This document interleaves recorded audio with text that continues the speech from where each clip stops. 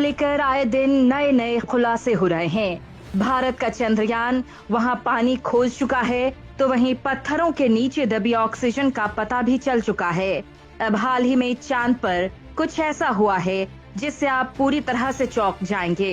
दोस्तों, भारत चांद के रहस्यों को खोजने के लिए अपना चंद्रयान 3 भेजने वाला है, लेकिन इससे पहले ही चांद पर नासा के स्पेसक्राफ्ट को रहस्यमयी रॉकेट क्रैश के सबूत मिले हैं। इतना ही नहीं, इस क्रैश की वजह से चांद पर 2 गहरे गड्ढे भी हो गए हैं।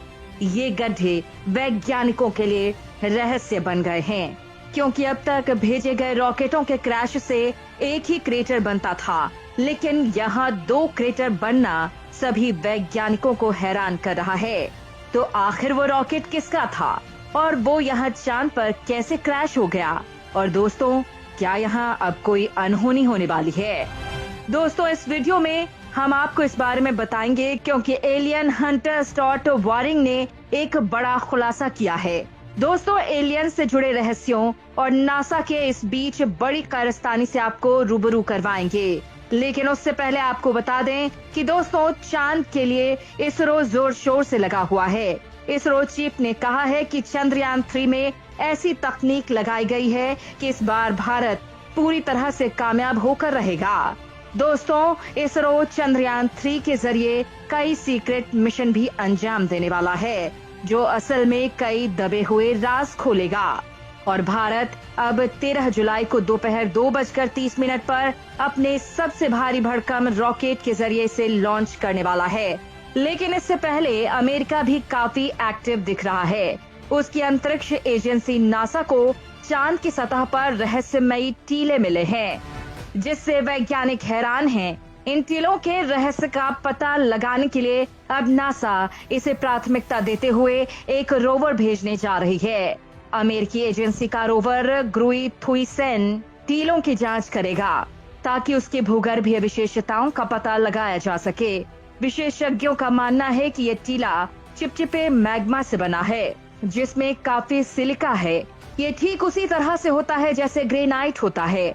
धरती पर इस तरह की संरचना के लिए पानी से भरे समुद्र और टेक्टोनिक्स प्लेट की जरूरत होती है, लेकिन चांद पर इस तरह की चीजें नहीं होने के कारण विशेषज्ञ इस बात को लेकर आश्वस्त नहीं है कि कैसे इन टीलों का निर्माण और समय के साथ इसका विकास हुआ। नासा साल 2025 तक लूनार वुल्कान इमेजिंग यान भेजने जा रहा है। इसमें 5 उपकरण लगाए जाएंगे। धरती के 10 दिनों के समय के मुताबिक ये यहाँ लूनार वाइस मिशन ग्रुइथुइसेन के टीलों में से एक की चोटी की जांच करेगा। ये यान चांद के रहस्यमयी टीले के ऊपर मौजूद परत की जांच करेगा और आंकड़े इकट्ठा करेगा और उसे धरती पर भेजेगा। इस जांच के जरिए वैज्ञानिक ये जान सकेंगे कि इन टीलों का निर्माण कैसे हुआ। इसके साथ ही इस खोज से नासा को भविष्य में चांद पर भेजे जाने वाले रोबोटिक और आर्टेमिस मानवीय मिशनों की सूचना हासिल करने में मदद मिलेगी।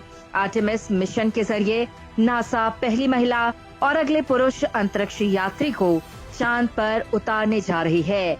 वहीं चांद पर बने इन गड्ढों की बात करें तो नासा के स्पेसक्राफ्ट से मिली सूचना के मुताबिक ये गड्ढा कुछ वक्त पहले का ही है।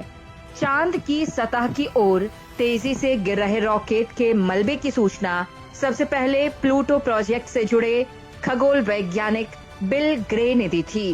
वैज्ञानिकों का कहना है कि कोई लावारिस रॉकेट से टूटकर अलग हुआ करीब 3 टन वजनी हिस्सा 9,300 किलोमीटर प्रति घंटे की रफ्तार से चांद की सतह से टकराया है।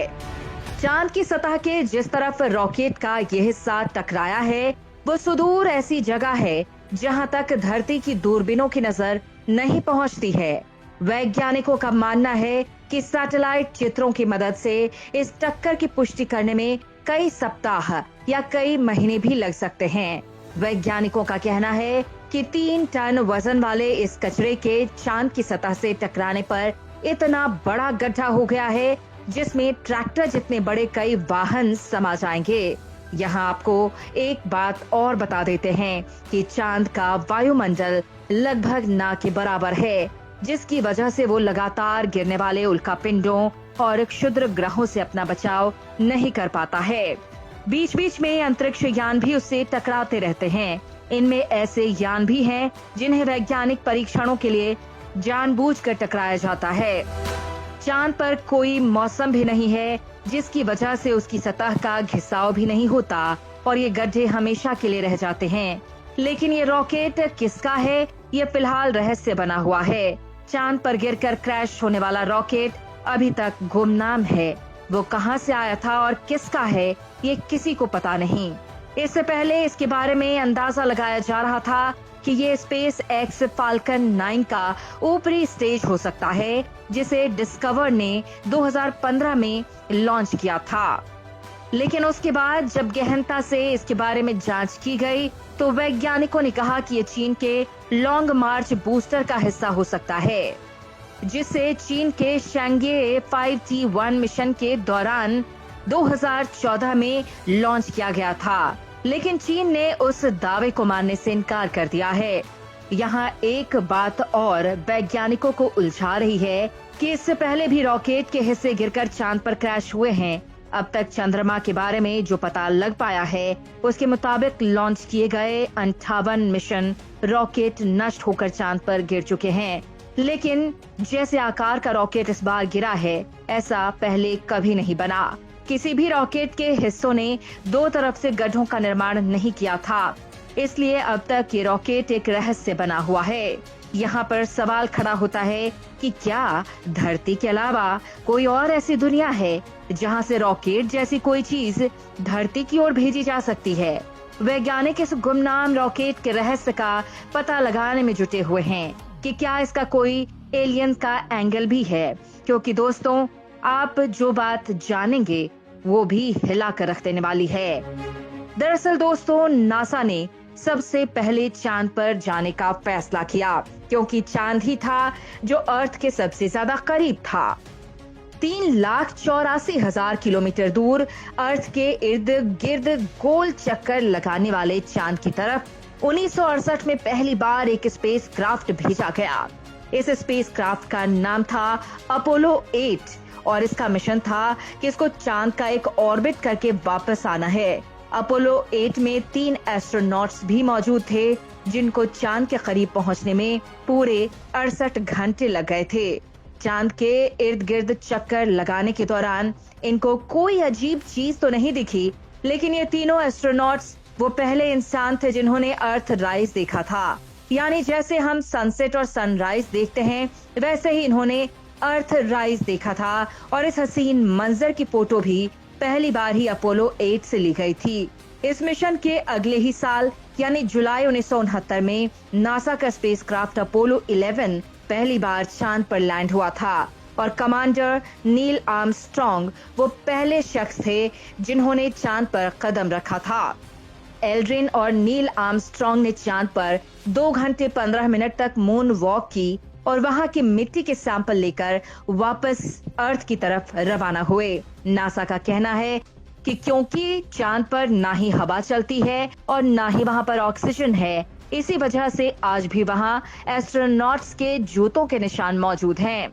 नासा के मून मिशन के दौरान तो किसी को भी एलियन नजर नहीं आए, लेकिन चांद के इर्द गिर्द घूमने वाली सैटेलाइट जो कॉन्स्टेंटली हमें चांद की फोटोज भेजती है, उसमें काफी कुछ देखा जा चुका है।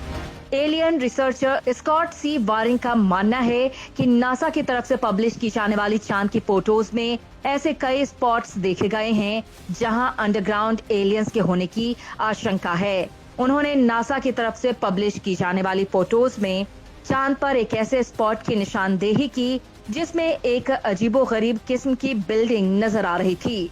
स्कॉट का मानना है कि ये चीज चांद पर दिखने वाली बाकी तमाम चीजों से काफी ज्यादा मिसलेनियस है और ये किसी भी तरह से नॉर्मल नहीं लगती।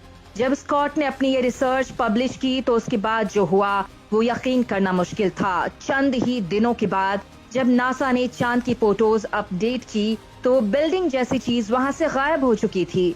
स्कॉट का मानना है कि अगर चांद पर किसी भी किस्म की एक्टिविटी नहीं हो रही है तो फिर ये बिल्डिंग जैसी चीज यहाँ से गायब कैसे हो गई। या तो नासा ने उस स्पॉट को एडिट करके छुपा दिया है या फिर वाकई चांद पर कोई ना कोई एलियन एक्टिविटी हो रही है। बात सिर्फ चंद फोटोज में दिखने वाले स्ट्रक्चर्स की नहीं है। साइंटिस्ट को चांद की डार्क साइड पर, यानी वो साइड जो हमें अर्थ से नजर नहीं आती, वहाँ एक बहुत बड़ा एरिया मिला है जो चांद के बकाया हिस्से से काफी ज्यादा मिसचैलेनस है। देखने में तो ये एरिया सिर्फ डिफरेंट ही लग रहा था, लेकिन इसकी जांच करने के बाद जो मालूम पड़ा वो और भी ज्यादा हैरानी वाली बात थी। साइंटिस्ट का मानना है कि चांद का ये हिस्सा 43,000 स्क्वायर किलोमीटर जितना बड़ा है और ये उस मिट्टी से नहीं बना हुआ है जो नील आर्मस्ट्रॉन्ग लेकर आए थे, बल्कि ये एक मेटल से बना हुआ है। साइंटिस्ट का तो मानना है कि करीब 400 अरब साल पहले कोई बहुत ही बड़ा एस्टेरॉयड चांद से टकराया था, जिसकी वजह से ये मेटल चांद पर ही रह गया। लेकिन कई रिसर्चर्स इस बात को नहीं मानते, क्योंकि अगर इतना बड़ा एस्टेरॉयड चांद से टकराता तो चांद 2 टुकड़ों में टूट चुका होता। उनका मानना है कि मेटल से बना चांद का ये हिस्सा वहाँ मौजूद अंडरग्राउंड एलियन सिविलाइजेशन की निशानी भी हो सकती है। खैर दोस्तों, अब चांद पर लगातार रिसर्च चल रही है और भारत का चंद्रयान 3 पूरी तरह से तैयार है, जो इस तरह के कई रहस्यों से पर्दा हटाने वाला है। बड़ी बात तो ये है कि भारत हीलियम 3 के खजाने को लेकर बेहद उत्साहित है, जो अगर धरती पर आ गया तो फिर धमाका मचना तय है। आपको इस मामले में क्या लगता है, कमेंट करके जरूर बताएं।